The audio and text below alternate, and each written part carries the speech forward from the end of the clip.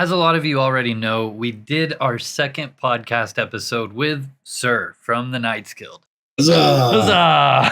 But do you guys really know who he is? I'm here to tell you guys that I actually found something out that he is Glavos the Guard. Not to be confused by Glavos the Gourd, by the way.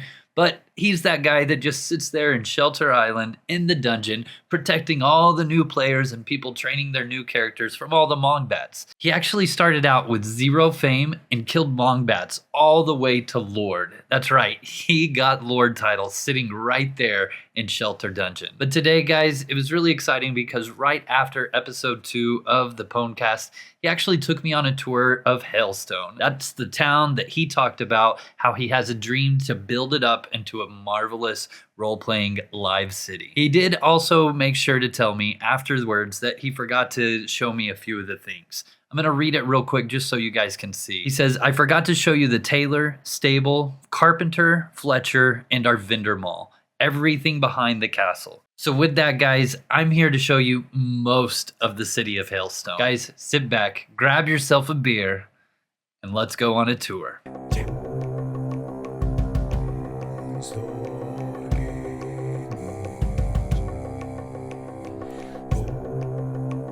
Of Hailstone here.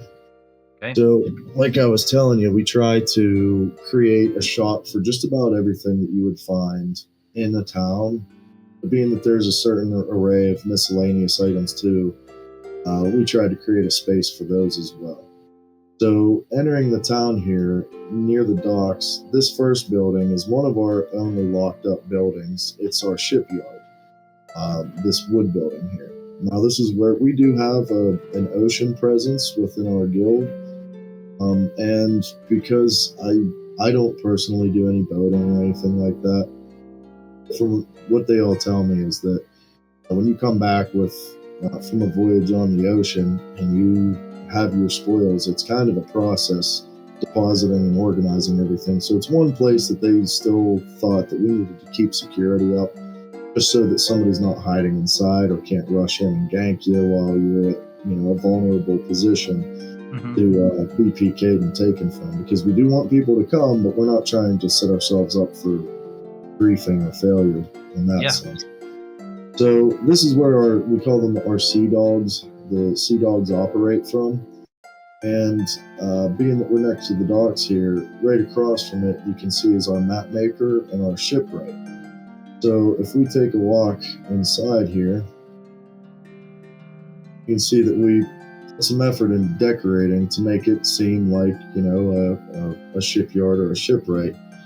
And our vendors here, we are working on stocking them with some maps, as well as some ship supplies. I'm not very versed, like I said, with all of that stuff, so I kind of leave it in those guys' hands as to what we want to stock. But hopefully, being that, from what I understand, items for playing on the ocean are kind of go pretty quickly and burn through your resources pretty quickly.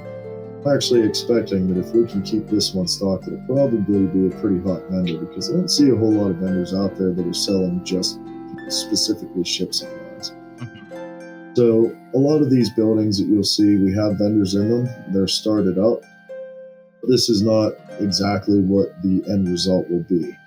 We're aiming for about a week and a half to 2 weeks from now, being ready to launch our ad campaigns for the town, have all of our vendors fully stocked and ready to go, and all of the buildings decorated accordingly, so that when you walk in, you know what shop you walked into and you know where you're at there. Yeah. So that is our map makers and our shipwrights. Right here we have our guard tower. This is kind of an RP building where inside is where our guards, take their R&R, relax. Cool. There's a little barracks, and this is the barkeep.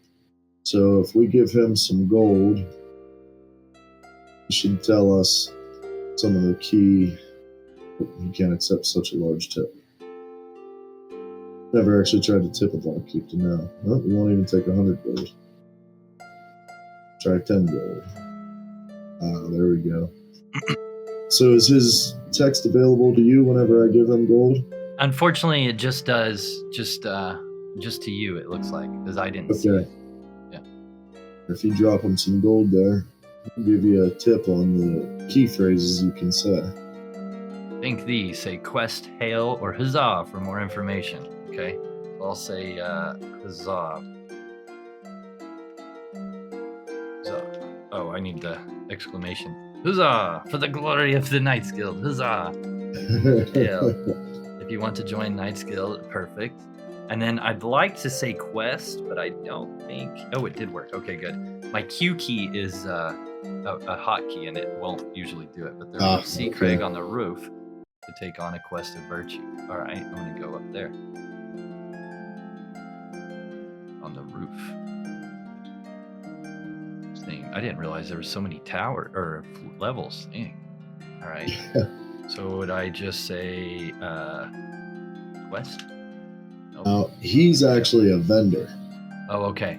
Oh, that's right. And then I would buy the book, right? Yep. A quest. Reading Glavos. Okay, here we go. You are tasked with a quest. Seek out the Sorceress Rizal from thine Hailstone. And then it gives the Discord. That's cool. And meet with her to have a virtue reading done. When completed, contact Sir Glavos and let him know you visited the Sorceress, and you shall receive 5,000 golden pieces and an assignment for continuation of thy quest based on your reading. That's really cool. Yeah, so that's step one of a quest series that I'm working on developing now too, based on all of the different outcomes of what your reading would be, to give you a specific quest tailored around that reading. And it can either stop if you go there. The reward will be greater than 5,000 gold. But it's up to the player if they want to use it as a way to kind of make a little gold without the risk of running into a dungeon and getting PK'd, or harvesting and just selling resources. This is trying to create a different way that people, through unique interaction, can make a little gold and experience something different than what the game normally offers you. Very cool, man. The society quests are pretty cool. I like what they've done with those, but it gives me that feeling of go here, slay this many monsters, and bring back this many Longbat wings, like you said. Yeah. So this is something that we can always build on. And like I said, document the progression of different players' quests along the way and however far they want to take it.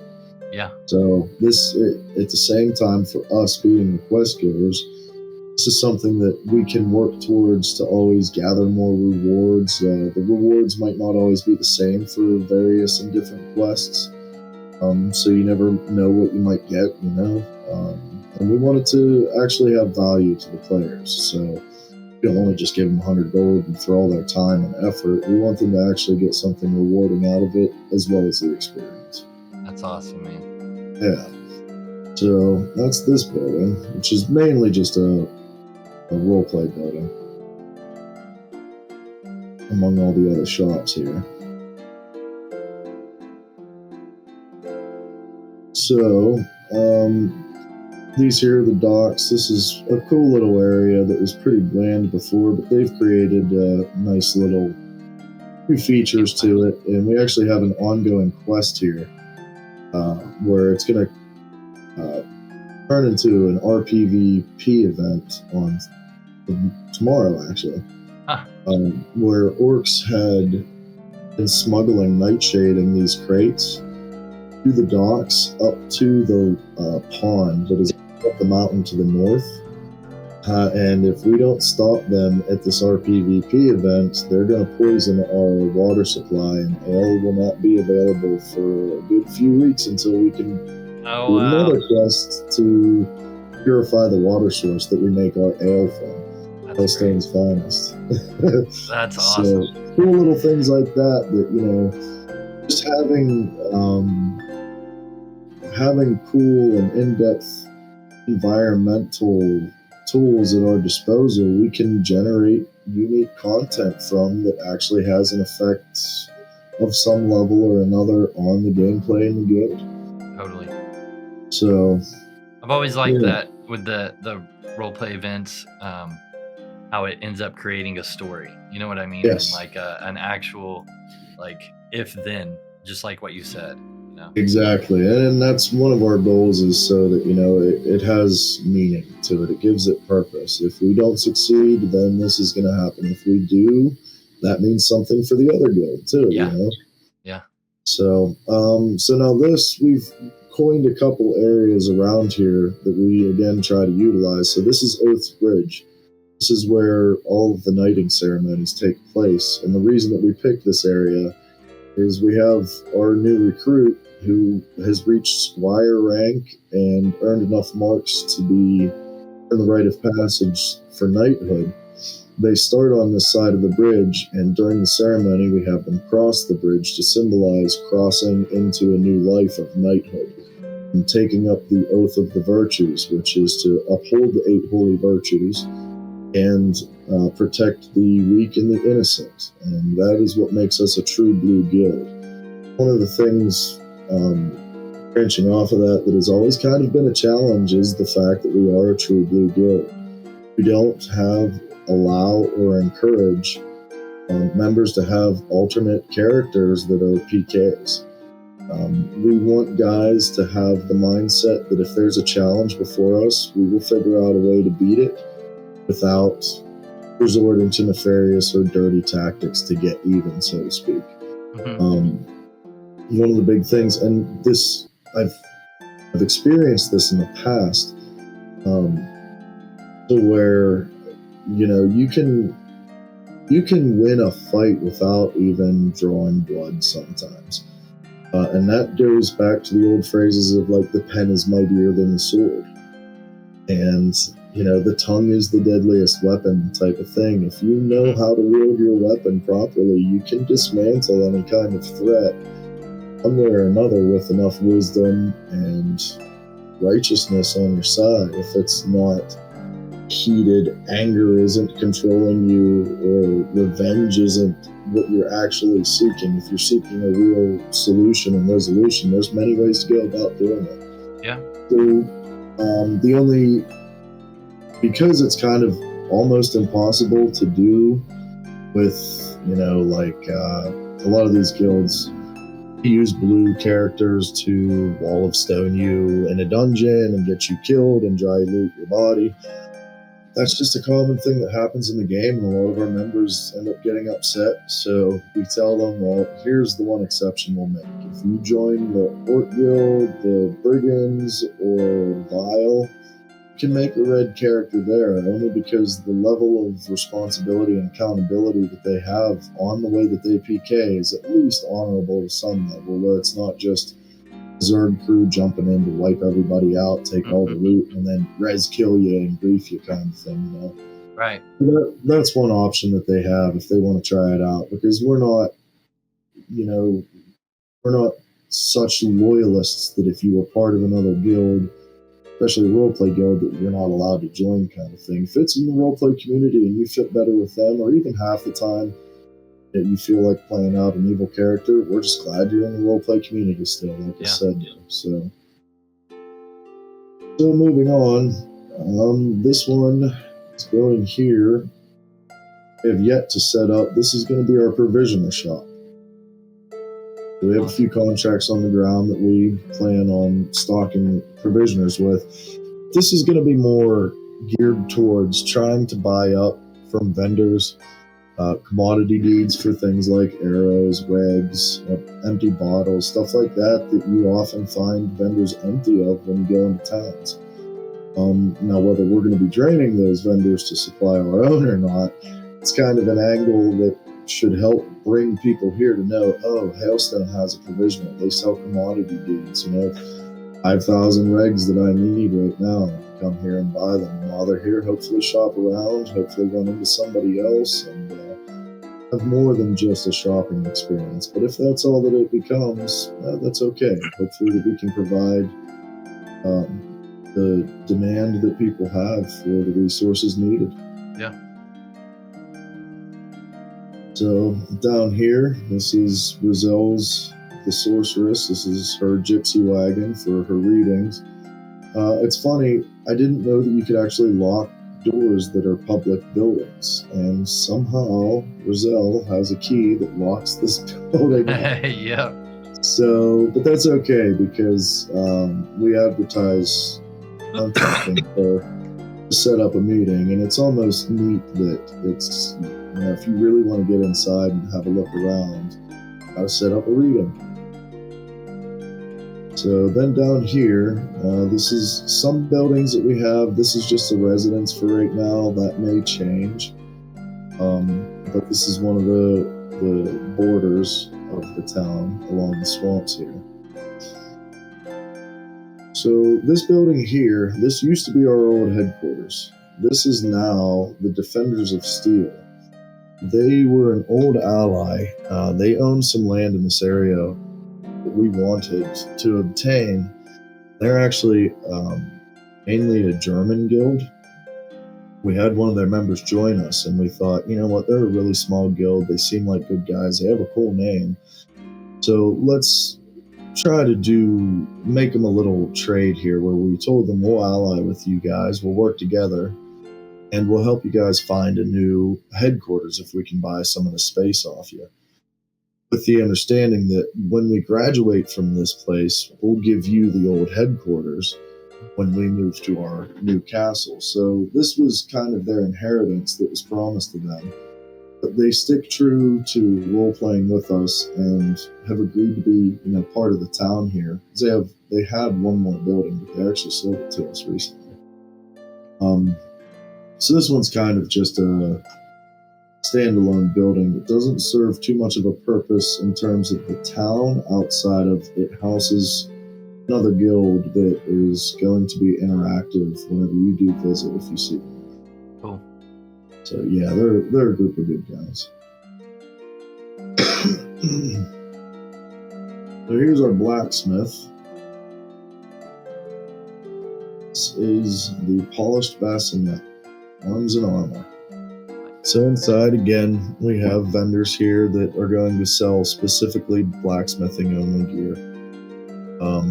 And for right now, I've got a crew of guys that they call themselves the Hammer Forge. Apparently, they're a small crew of guys I recruited all at one time.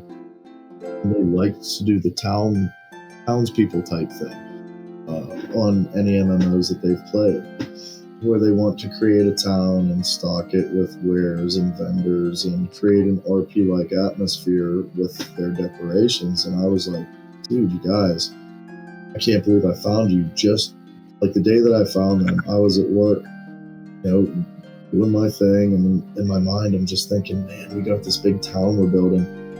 Who are we going to get to create vendors here and stock it? And no kidding, it was like lunchtime. I checked my phone and I had a message from a guy, and I was like, holy crap. It was like, this couldn't be more serendipitous. Yeah. It was just perfect. So these guys, we've been helping kind of build their characters up.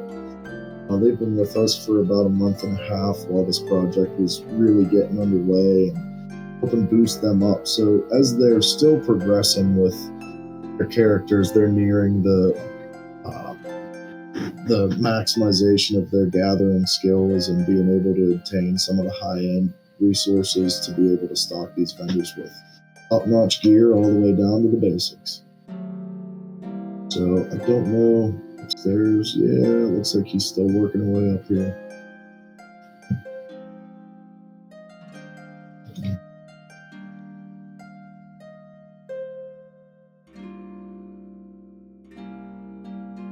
There's a chance he may not be at his keyboard. He may not be. Which is kind of a dangerous thing to do in town, but especially since factions, there's a waypoint right above our town here. We've had a ton of new traffic, and it is PKs around this area. Yeah, when I came here for the reading, actually, I ended up happened to cross where that faction point is, and I got murdered. Yeah. I mean, because I'm factions. So. Yeah, it's kind of cool though, because it's kind of prepping us for what I expect. This is going to be a place that PKs and thieves kind of roam looking for victims. Okay, so now this building here, these guys hate our guts. We've tried so hard to buy this place off of them time and time again, and they just get the hugest kick out of Not.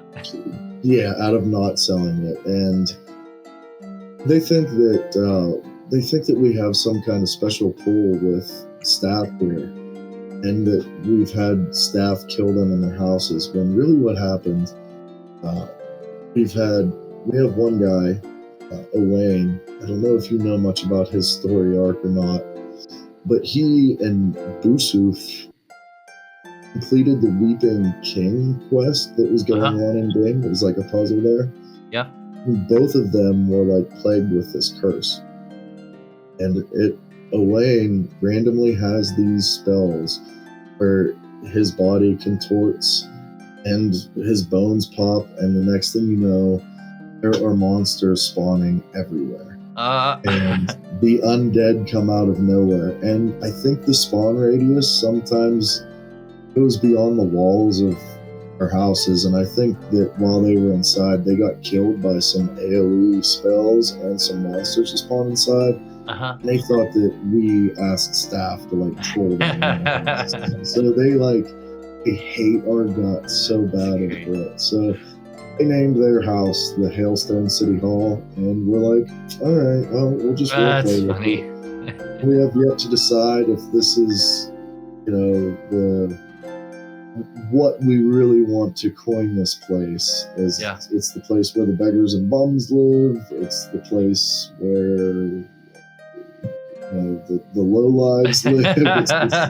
It's the slums of Hailstone. We have yet to kind of decide, but I also thought, maybe I could offer them a spot in the town if you guys want to bury the hatchet, which is really hard to do with them, man. They are mad. If they want to bury the hatchet, we can make them a part of the town too. So we'll see what comes of it. But I have a feeling in time, one way or another, we'll either obtain it or convert them. Yeah. Like I said, there's nothing that's impossible in the game. So, okay. So this is a cool little pocket here. This Wisp, it was apparently generated, another reason these guys hate us. It only attacks red players like the old Wisps used to. Yeah. And they don't like that. I don't know if it's an exceptionally difficult opponent or what, but it's good company around here if you want to sit down and light the fire. Yeah. So just kind of a cool little RP spot. Yeah. There's a couple of these throughout the world. I know Vile used to have one back when they were VOV, the Venger of Vile, or Venger of... The vampire. Yeah, the old one, when Mary Ruthless, the Shadow Dancer, she was running it. Venger of Val, that was it.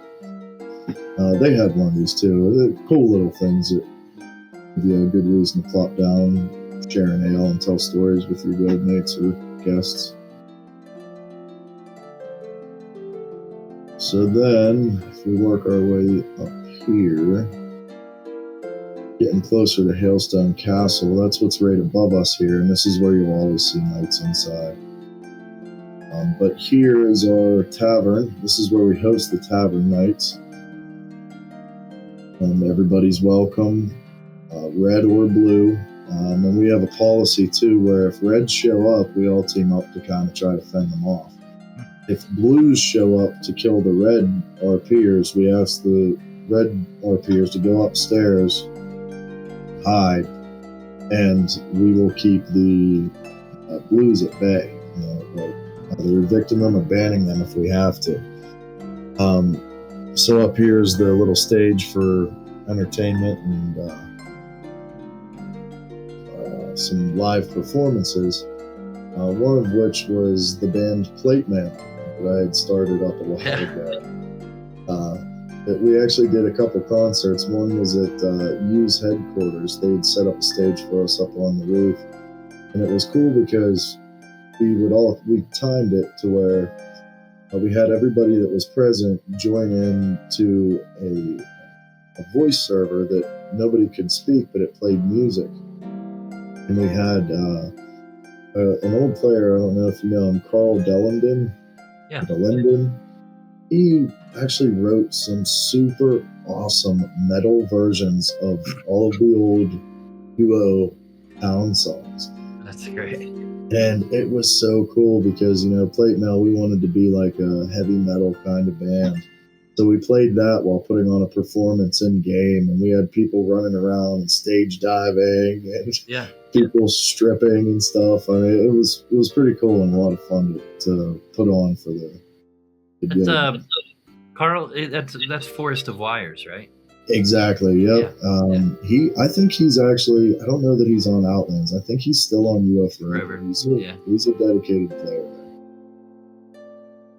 So these two houses down below, these are two that we're still trying to obtain. I really haven't had time to stake it out and try to find the owners yet, but this is on the to-do list very shortly. This guy has been here since like day one. I have a feeling this one is going to cost a fortune if I ever find out who the actual owner is. Yeah. But, for what it's worth, to be able to purify the whole town, that's our goal. Spend what we have to make it happen. Because we've spoken with staff a little bit about how the orcs have had some pretty cool perks to their little roleplay areas. We were hoping for something similar, but from my understanding, that doesn't become possible unless you completely obtain all of the houses, and they're all guild-affiliated houses within an area. Mm-hmm. So this is all just going to be us, unless we can actually obtain all of the houses in the area before staff would step in.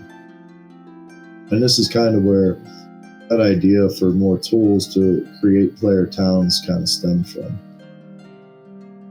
So in here's our library, which most roleplay guilds have, but we also want this to become like our alchemist, scribe, and mage shop all at the same time. So we still have vendors to set up in here, but for now, this is, for the most part, pretty much done, except for that closet. This is the only house that I own. That's my junk closet. I keep all my stuff. Everything I own is in there. So yeah, this, again, should hopefully become a place where we'll be able to stock it with player-written stories. I don't know that the mechanic is in yet where just guests can open up sealed books or not, but we have an insanely large collection of player-written books and works that we hope to eventually be able to seal and put on display that people can see. Yeah. But in the meantime, it's basically just a big T-map library and POI library, dungeons, towns, all that stuff.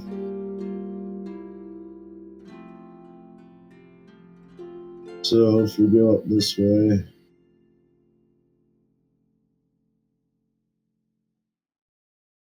cross over here, this building to the north, this is a Pathfinder building. They're one of our closer allies. Pathfinder's actually started from all Night members. When the server launched, it had offered so much content with so many new mechanics that a large portion of our guys wanted to try it out and really didn't have a way to facilitate everybody's desires for their templates and their builds. So they broke off and created the Pathfinders. So the founding members of the Pathfinders were actually all Knights.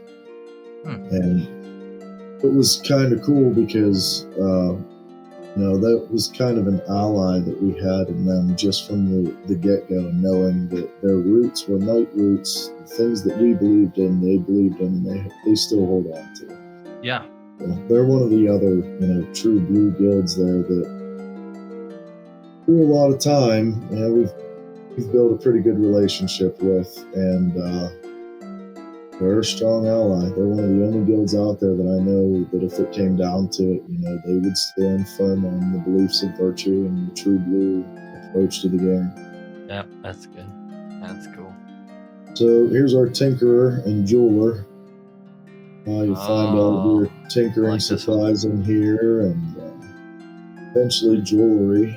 I actually heard rumor that Owen might create the jewelry to be a little bit more flashy and visible and sit on top of your armor and clothing and stuff, so that rings would actually be a little bit more gaudy and visible, you know. So if that's the case, man, That'd be you gotta good. come there. Yeah, we could supply. So Yeah, I've just collected gems since day one. I haven't Yeah. sold any. So, Right. Exactly. So this is the Abbey. This is the place where our friars all congregate. A little kind of a church type thing here, / healer shop. If you noticed, outside of Hailstone Castle, there is an actual wandering healer. We're going to see if we could have him moved over here, because every town has to have a healer. So upstairs isn't really finished. It's rather blank up there, but that will be something that we, still a work in progress. Back here is our brewery, where Hailstone's finest is made, as well as our mellow weed dispensary. We have a lot of the mellow weed saved up from some of our farmers. I haven't gotten to stocking this vendor yet, but they will supply every bit of mellow weed that we can get our hands on. We kind of want to role play that one off as, it's not recreational around Hailstone yet, but it's medicinal. If you got your card, you can shop here. So that's the Abbey for the friars, where our ale comes from. And then over here, so this used to be a Defenders of Steel house. It was just a private residence. And one of our members approached them and asked if they would be willing to sell it, and they said, yeah. So this building, this large one, you still need to obtain this wagon. And this building here, the guy owns both of these two buildings, and whenever that wagon is actually blocking us from placing, I think it's the Pavilion Redoubt or Redo. I don't know how to pronounce the word. Yeah. R-E-D-O-U-T. Who knows? I'd say redoubt, but no matter what you say, you'll get totally wrong. So that's where we want to place one of those here, if not one of the new Greystone, probably two of the Greystones. I tested it quite a bit. It's hard to fit anything in here that's large and would take up the whole space. But it'll end up becoming either a temple for our paladin squad that we have within the guild, possibly our jail cells, or an unknown roleplay purpose for that house. Then the very last building here in our territory we still have yet to obtain is going to be this small log cabin. So I'm not sure what it'll be. We still have a lot of potential and a lot of room for creativity here. But for the most part, a guard tower and make it like a light put. A lighthouse is something I thought that the building that had the quest giver in it, the limestone and plaster lookout. Yeah. Unfortunately, those are not available anymore. They took those out. So if I could get my hands on something like that, it would probably fit perfectly here. If not, if we could adjust a couple of the buildings before this, one of the new Greystone lookouts would be freaking perfect for it. And then, we could deco something on top that's like a big light. But that's kind of what I had in mind too. When you lighthouse or watchtower. When you undeed something, doesn't it go as a deed? Yes, but the problem is if we were to take down that lookout that's over there, we can't place anything else there. It's almost like a grandfathered and locked-in building. I did so much testing on the test site. Yeah. That it's like one tile, and all it's too small. If possible, you could possibly find one of those out somewhere else and just buy it from them. That was my other idea, yeah. And I don't know what they would cost these days, but for the ultimate goal here, for what it's worth, it would be worth it, because I feel like it's a super rare opportunity, and it takes so much time to actually obtain the amount of land necessary to create a real town, Yep. Or to even find a chunk of land that's isolated enough that once it's within reason to obtain all those houses to create a small town. So But yeah, man, that's Hailstone. Like it. Yeah, it's going really well. Most of our buildings are decoed up. We need a couple more vendors set up there, and the wares are well on their way. And whenever it's launched, we have the Hailstone Crier. I don't know if you've ever seen that before, but it's kind of was like a monthly newsletter our guys were doing, and they would take submissions from the public for content to put into it. It was like 4 or 5 pages long. That's one area that we're kind of bringing back. The guy that was doing that, he took a break. He's been on hiatus for quite a few months now. And some of the other guys were like, man, that was so cool. You know, we'll pick up the torch. Let's bring it back. So we're expecting the Hailstone Crier to come back out. That's going to premiere the... Should I jump in that with you, or are you just taking off? Yeah, come on. It's just right back to Hailstone. Oh, cool. Beautiful. So there's quite a few different things that we hope to use to be able to advertise this whole town. Okay, I had to make you a friend so our guard doesn't kick you out. Oh, yeah, okay. That makes sense. We got one of those. There was a long time, man. People were sneaking in here a lot, following us in. Some of our newer members didn't know to close the door behind them. Some would run in and get chased in and PK'd inside. So this is our courtyard, and where we gather. That's good. Like we said, there's always people here. Always, man, always. It's a great way to make sure that guys stay, connected and active and interacting with each other. Yeah. You guys have a really good guild statue. Yeah, thanks, man. That was it was actually, I was on hiatus, and I had Tibble was running the guild at the time, and they reached that prestige level. And when I came back, I was like, "Oh man, that is so cool! You couldn't have picked a better statue."